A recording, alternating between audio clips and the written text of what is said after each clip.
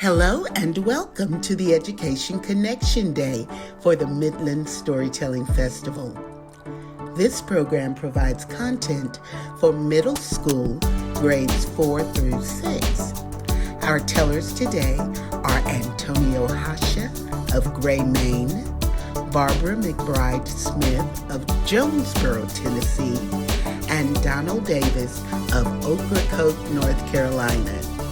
As you listen to their stories, pay close attention to the way language is used to convey visual images.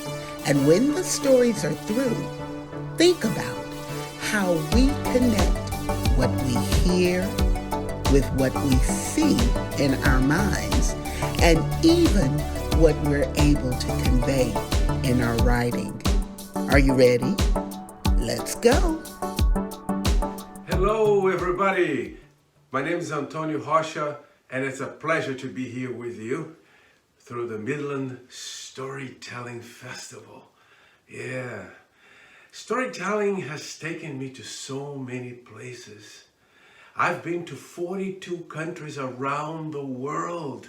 I just got back from Colombia, where I went to the Amazon River, way down on the very southern tip of Colombia in a town called Leticia.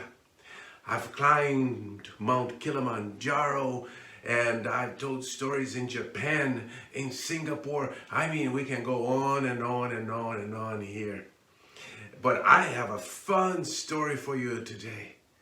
I was once in Ireland. Ireland is a country in Europe.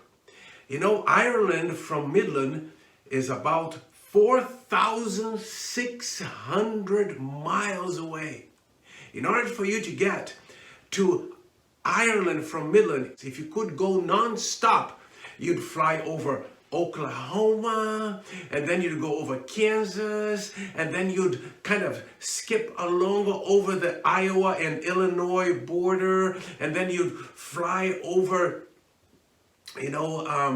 Wisconsin, and then port over Lake Michigan, and then fly over Michigan itself, and then from Michigan you'd go into Ontario, right there, Ontario, Canada, and then you'd go into Quebec, Canada, and then you would go out over Labrador, and then from Labrador in Canada you'd go and cross the North Atlantic and arrived on the western shores.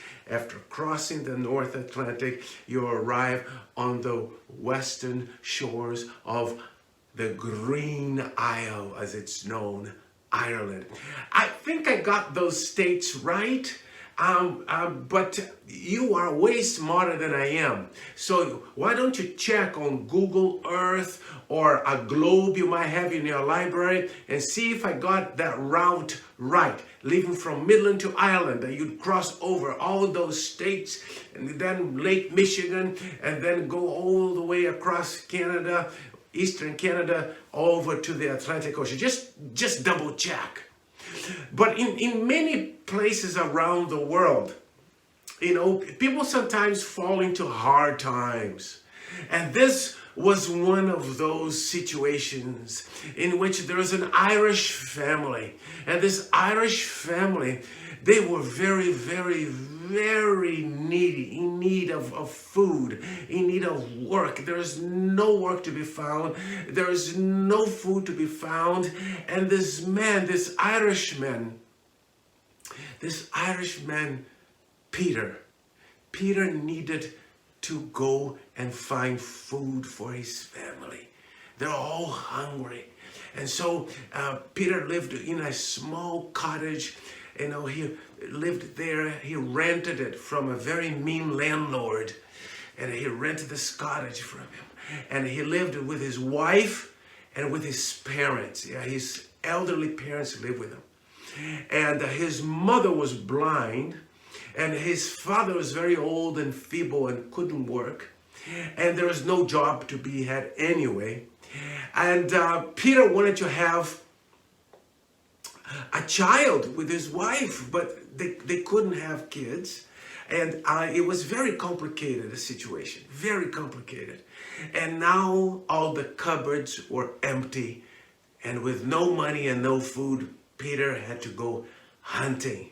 But even hunting was hard because nothing was growing anywhere. And there are a lot of people hunting. And that's when Peter had a very dangerous idea. You see, Peter decided to go hunting. Ooh, I don't think that's a good idea, Peter. I don't think it's a good idea to go into the hunting grounds of the landlord. Oh, that's not good. That's very dangerous, because if the landlord caught you hunting in his hunting grounds, oh, that's not good. That's not good at all. But what to do? What to do in a situation like that? Peter needed to go and provide for his family. And so he got his shotgun, and he hugged his wife, and he hugged his parents, and they were crying because they might never see him again if he's caught by the landlord. Oh, not good. And he starts his journey towards the hunting grounds of the landlord, his ruthless landlord. Oh, there's a wall there, and he climbs over the wall, climbs down the other side of the wall, and he's going in the woods, but there's no game anywhere, and he's nervous that he's gonna get caught. And all of a sudden, he sees this sound, rustling on the leaves. Oh, and right there is a buck. There's a buck. Oh, nice, yummy looking buck. That would be a lot of food for a long time. And Peter ever so slowly moved that shotgun. That's when the buck looked at him and talked to him. You know, how can a buck talk? But the thing you might not know about Ireland is that it's a place of magical beings. You know, they're fairies, you know, the leprechaun, you know, and there are lots of fairies, nice fairies and mean fairies, and animals tend to talk sometimes. And this buck looked at Peter, said, Peter, if you spare me life, I'll grant you a wish. Yes, I'll grant you a wish if you spare me life. Peter is looking at the buck. The buck is looking at Peter. Peter had never heard anything from a buck ever in his life. And this buck is saying that if you spare my life, I'll grant you a wish. Grant you a wish. Can you believe that? Well, it sounded like a good plan. And on top of it, the buck said that he'd be waiting for Peter the next day for the wish. So, worst case scenario, Peter could get the buck then. Yeah. So, Peter went back home, very quietly, not to make noise and get the attention of the landlord. And he gets home and he tells all you heard to his family. Whoa! It was like opening a can of worms, because his wife wanted a kid. His mom, who was blind, wanted to see. She'd never seen anything in her life. She wanted to see. His father kept saying, Peter, money, money, you got money, boy. And oh my goodness, what to do, what to do. The wife wanted a child. The father said money. The mother wanted to see. And those were very, very important wishes. And oh, but they didn't have anything to eat. They didn't have any money. And they didn't have a child either. They wanted to be parents. And the poor mother, she had never seen even Peter in her life. Oh, goodness, what to do, what to do. And poor Peter went to sleep, but he couldn't sleep. He kept tossing and turning, turning and tossing, tossing and turning all night long. He couldn't sleep. Money, baby, I want to see. Oh, all those wishes. And Peter only could have one wish. And as the sun was rising, wouldn't you believe it? Peter had found a solution. He had chosen a wish. Oh, which one was going to be? Peter had chosen a wish. Which one was going to be? Money? A baby? His mother seeing?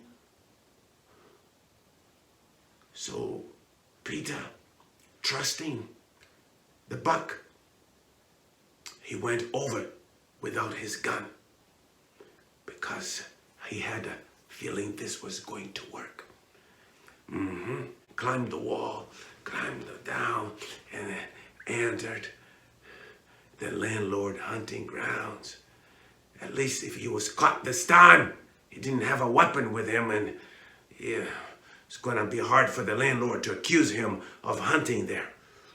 And he went to the very same spot. But the buck was not there. The buck was not there. Was it the same spot? He looked around. He didn't remember much. He had only been there once before. That's when he heard the leaves rustling. There was the buck, looking straight at Peter. The buck was looking at him.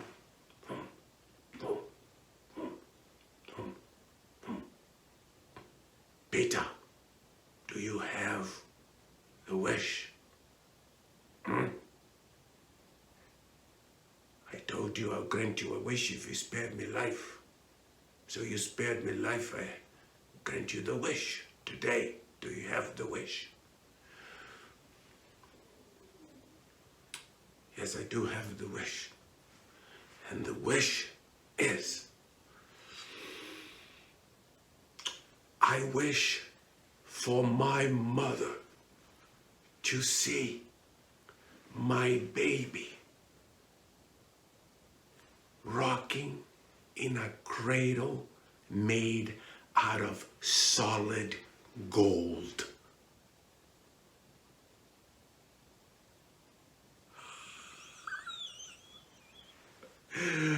That Peter was quite wise, don't you think, guys? Yes, that Peter was quite wise. He bundled all three wishes in one wish, and he got the baby. He got his mother to see, and lots of gold. And that's the end of that story. I hope you'll tell it to as many friends as you want, and tell your family, and also come to the festival, the live festival. Yes, and you get to meet us and hear some more stories. All right, thank you for listening. Bye. About 20 years ago, I was in Midland, Texas for the annual Storytelling Festival. And one evening, all of the storytellers were invited to attend a holiday open house at an antique store. I wandered around that store that night looking at all of the beautiful pieces of art and the furniture and objects that I didn't even recognize.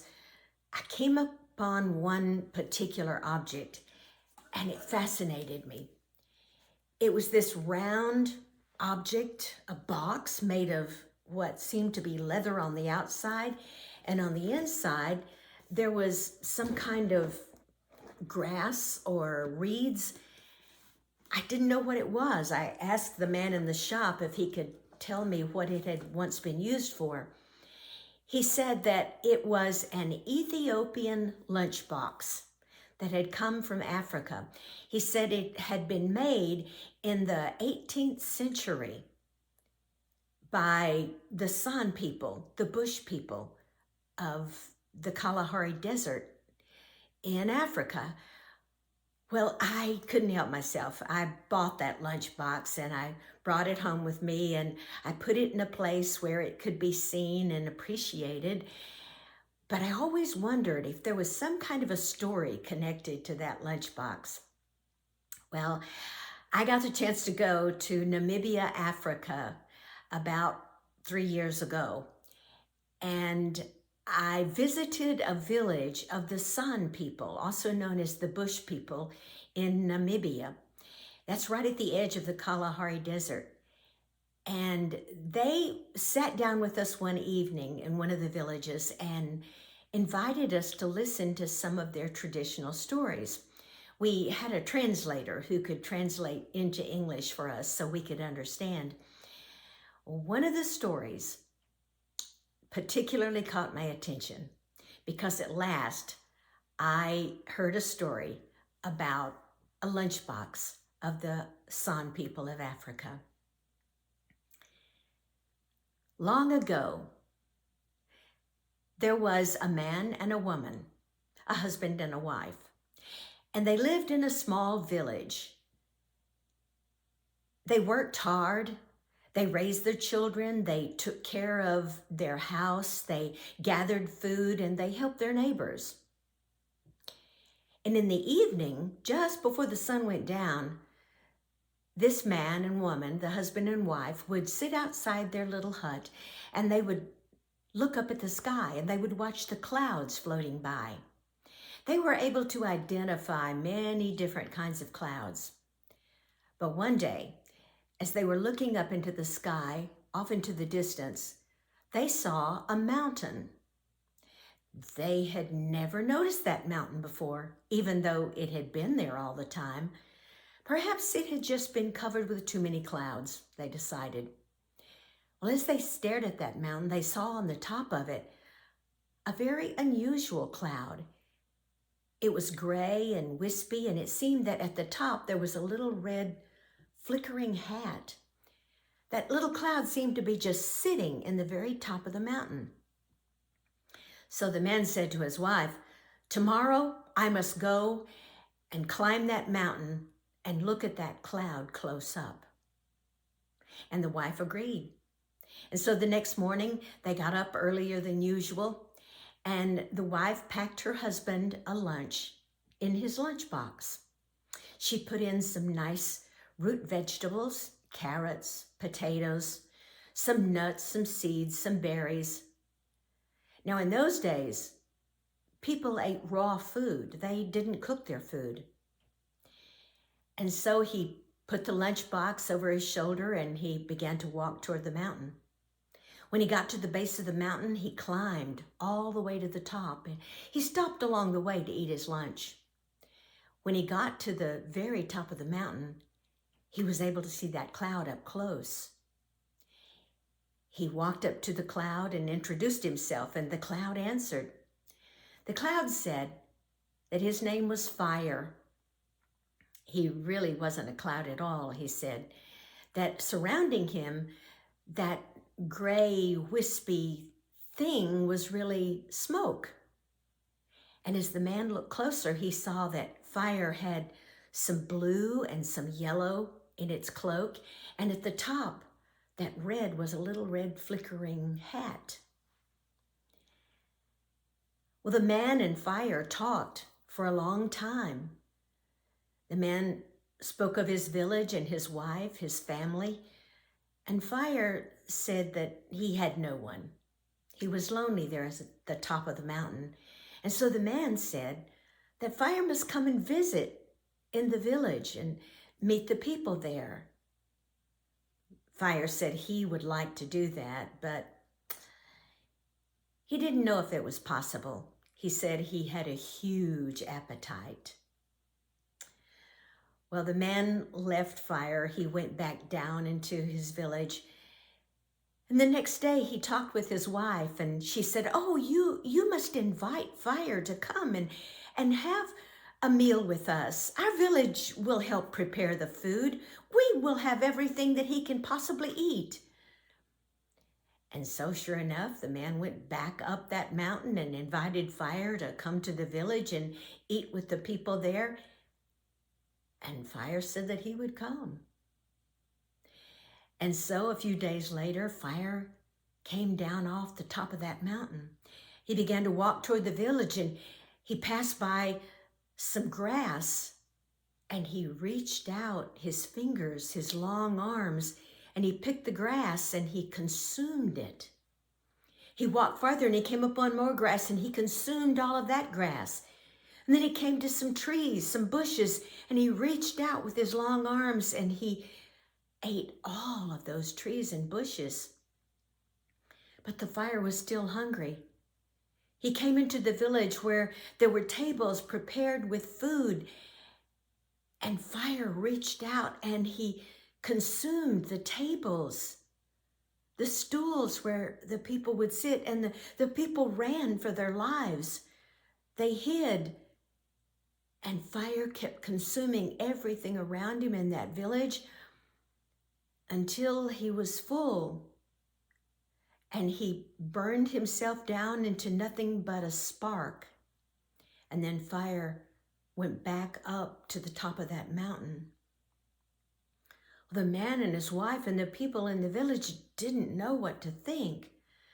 They looked around to see what they could salvage from the smoke and the remnants that were left. And the wife reached down onto one of the tables and she saw a potato. She picked it up. It had been scorched by fire, but she saw that it was soft. She broke it open. Inside, it was steaming hot. It looked delicious. So she took a bite of it, and she had never tasted potato that was so delicious. And then she found a carrot that had been roasted. And before long, she came upon some eggs that had been fried. The food was unlike anything they had ever eaten before.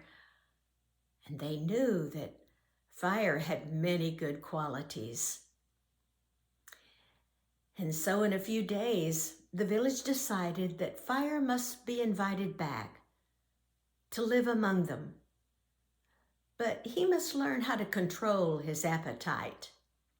They must learn a better way to feed him. So the man went back up to the mountain and told Fire that the village would like for him to come back and live with them. But he would need his own little house, a special place. And the man had built just such a house. He had taken stones and he had built them into a circle and dug a hole in the ground. And that was to be Fire's home. It was a fire pit. And so the man had taken a pot with him up to the top of the mountain, and it had a heavy lid on it. And he asked Fire if he would like to sit in that pot and go down to the village again. And so Fire jumped into the pot. The man put the heavy lid on, and he carried Fire back down to the village. And he took the lid off of the pot, and Fire hopped down into that little pit, which became his home. And so from that day forward, when the people were hungry, they would put some of their food into the fire pit, and Fire would cook the food, and it was delicious. And that was how the San people of Africa learned to eat delicious cooked food. I'm Donald Davis. When I was a little boy growing up in the mountains of North Carolina, my favorite time of year was just after Labor Day when the carnival rides came to town. Big posters would start going up everywhere. They'd be in the post office, in the library, at school, and it would say, "The rides are coming, the rides are coming, the rides are coming." Finally, that day would come, and at supper time that night, my little brother Joe and I would start begging our parents. I was 8 years old, he was 6 years old. "Can we go to the rides? Please take us to the rides. Our friends have already been to the rides. You're the meanest parents in the world because you won't take us to the rides." And then finally one night my mother would give up and she would say, "Let's get it over with." But she would say, "Now boys, listen, before we get over there, I'm going to tell you something. We're not going to eat junk, so don't even think about it." Then we would get in the car with our dad, and he would drive over to where the rides were all set up, and we would get out, and my mom would say, "Okay, boys, we're here now. What do you want to ride?" 8 years old, I was scared of everything. I was a total chicken. I didn't want to ride anything.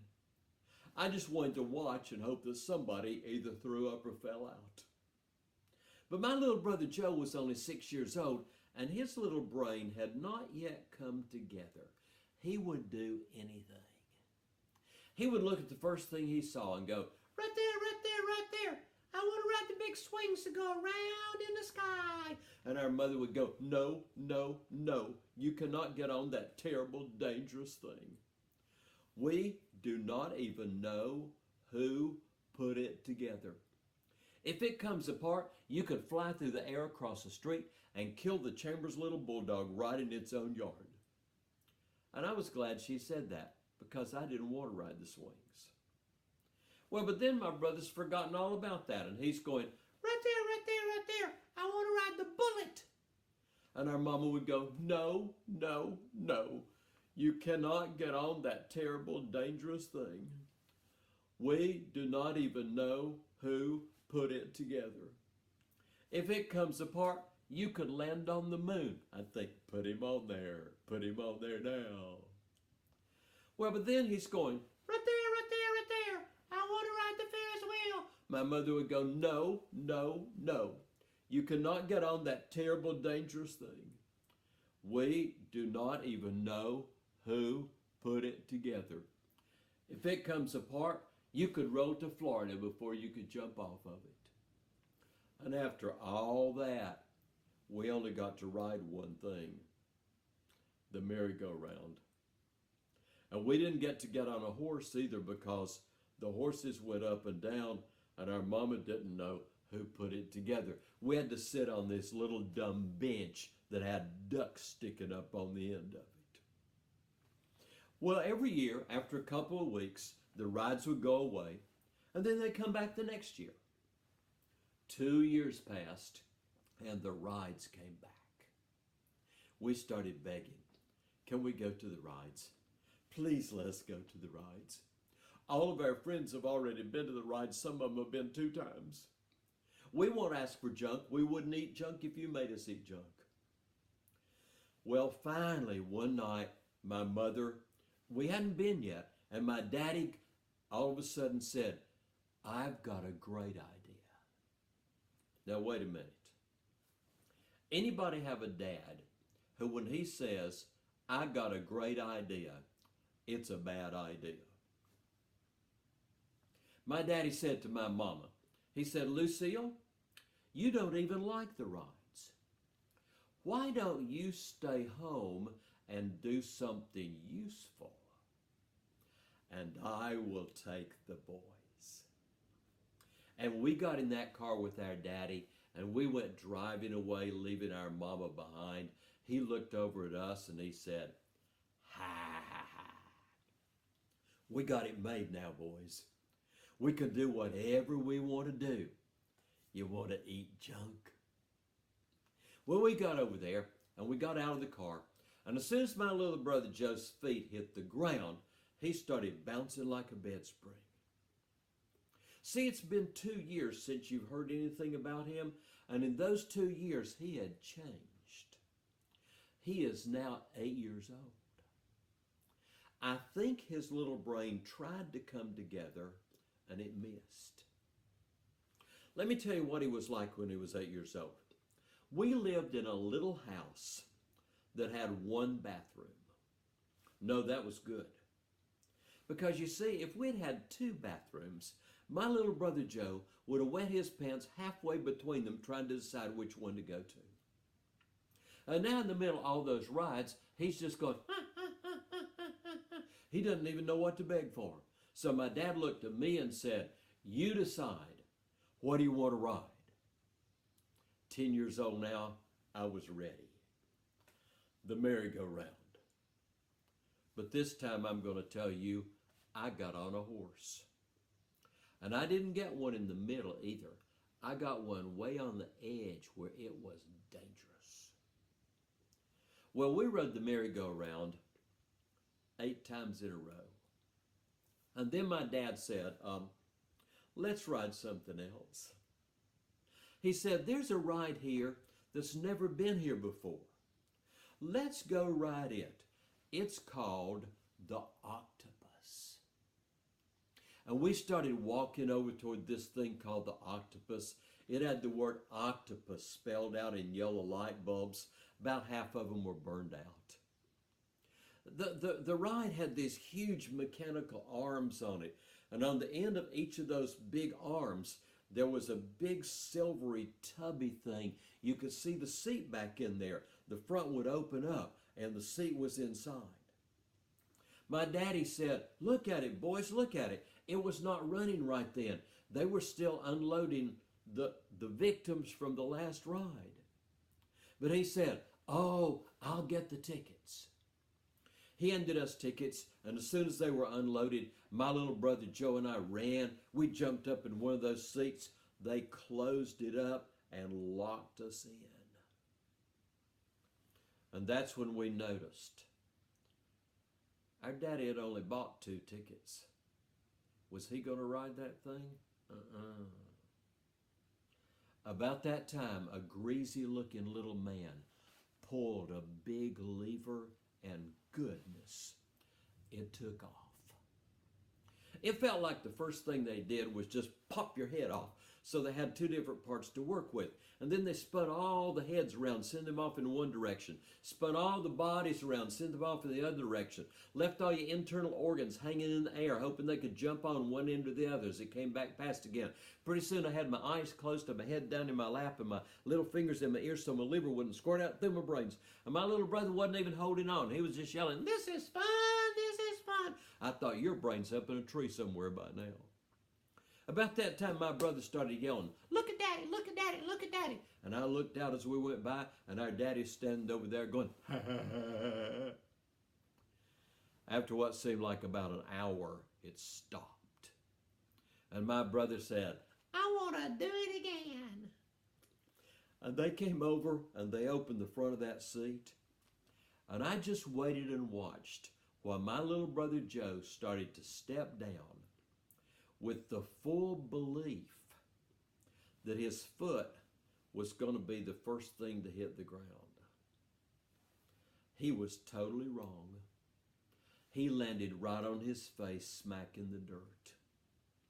He would try to get up and he'd fall over this way, and then he'd try to get up and he'd fall over this way, and he'd try to crawl along on his belly, and this nasty glob of greasy looking green stuff was running up and down like a yo-yo in and out of his nose. Well, our daddy came over there and he said, wasn't that fun? What do you want to ride now? And my little brother said, the merry-go-round.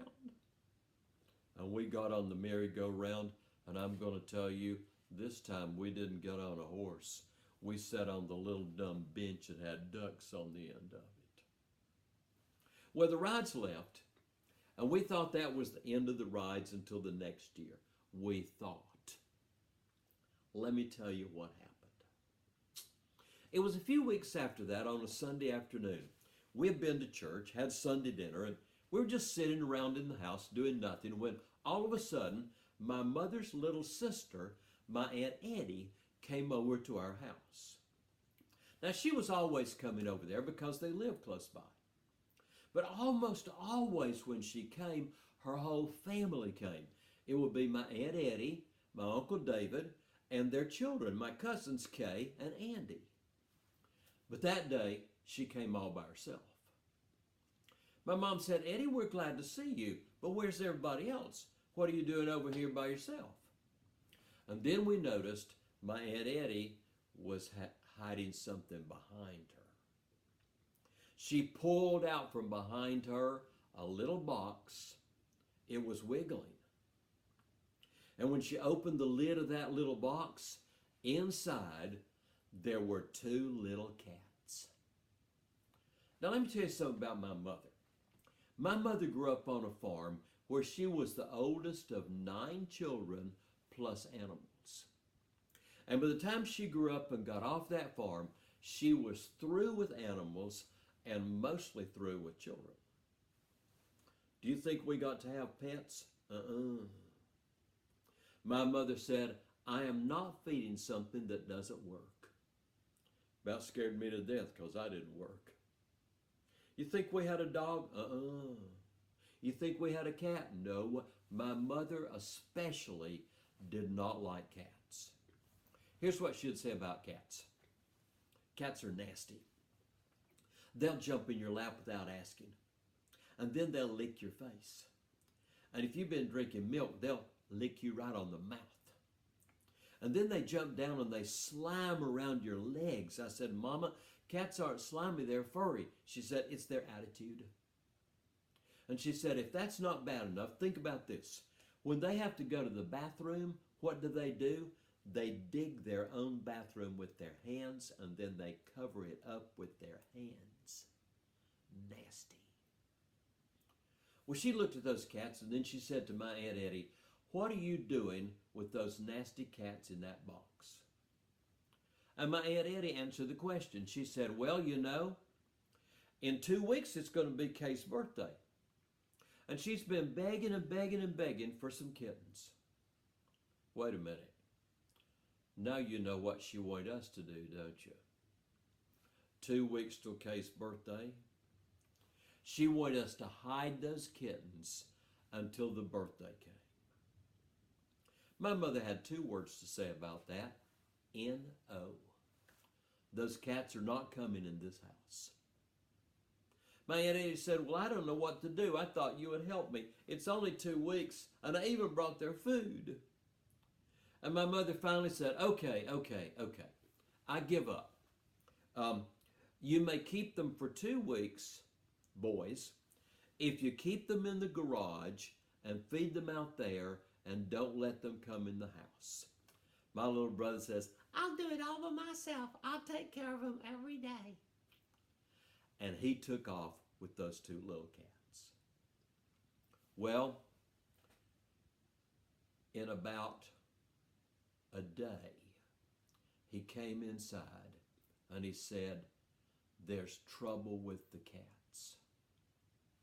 My mother said, well, what's the trouble? I haven't even seen those cats. He said, no, they're in the garage. But they're just like us. They won't stop fighting. They fight all the time. They're going to hurt each other. Well, my mother thought about that for a minute and she said, stay right here. I have an idea. We had a little room on the back of our garage that everybody called that room. And you know what was in that room? Everything nobody on the face of this earth would need in 5 lifetimes, but you might. In that room was every folded up brown grocery bag that had ever come home from the grocery store. In that room was old Christmas tree lights that didn't work last year, but don't plug them in. They might get healed during the summer. They might come back on next year. In that room was generations of Easter baskets. In just a few minutes, my mother came back and she had 2 big old Easter baskets. They still had some little plastic grassy stuff in the bottom of them. She gave them to my brother and she said, here, take these baskets, put 1 cat in one basket, put the other cat in the other basket, put them in opposite corners of the garage, and they won't even find each other till after Kate's birthday. He took those little cats and he took off with them, and he was gone. In about 10 minutes, we heard screaming. He was screaming his head off, running toward the house. You know how little kids scream so loudly they turn their voices wrong side out and you can't even tell what they're saying? We couldn't tell what he was saying. But here he came, and all of a sudden the door flew open, and he came in with tears almost squirting out of his eyes. And the first words we could understand were, "They're dead, they're dead, they're dead, dead, dead, dead, dead, dead." And don't you think we went running outside to see what happened? And we got out there in the yard, and there were those two little cats flat on the ground. Now you could tell they were breathing, but not happily. One of them tried to stand up, and it fell over. The other one couldn't even try to stand up because it was on its side with its little legs just running in the air. And my daddy looked at my little brother and said, "Well, Joe, they're not dead, but what in the world happened to them?" He picked up the two baskets. He said, "I let them ride the octopus." And then he started just bawling, "I'm sorry, I'm sorry, I'm sorry. They didn't do any better than we did." And then my mama, remember her? She walked over to those two little cats, and we could not believe what we saw. She bent down, and with her own two little cat-hating hands, she picked them up. And she held them up next to her heart like she loved them. And she started petting them, and they started purring till the neighbors could hear them. And she kissed them on their heads, and she gave them names. She looked at one of them and she said, "You are pitiful." And she looked at the other one and said, "You are unfortunate. I better take you in the house." And she took them in the house where we lived. I don't just mean where we lived, I mean she took them right in the kitchen where we ate food. And while she kept petting them and they kept purring their little heads off, she got the telephone and she called my Aunt Eddie. And she said, "Eddie, there's bad news. I hate to be the one to tell you, but you're going to have to get Kay some more cats because I love these and we're going to keep them." And for the rest of her life, every time you went to see my mom, you know what you had to put up with? Pitiful and unfortunate. My mama's first. Please join us for the remainder of our festival. Go to our Facebook page or our website at midlandstorytellingfestival.org to see the full festival schedule. Then keep it locked right here on our YouTube channel. Like, comment, share, and subscribe. Tell everybody. And thank you for watching.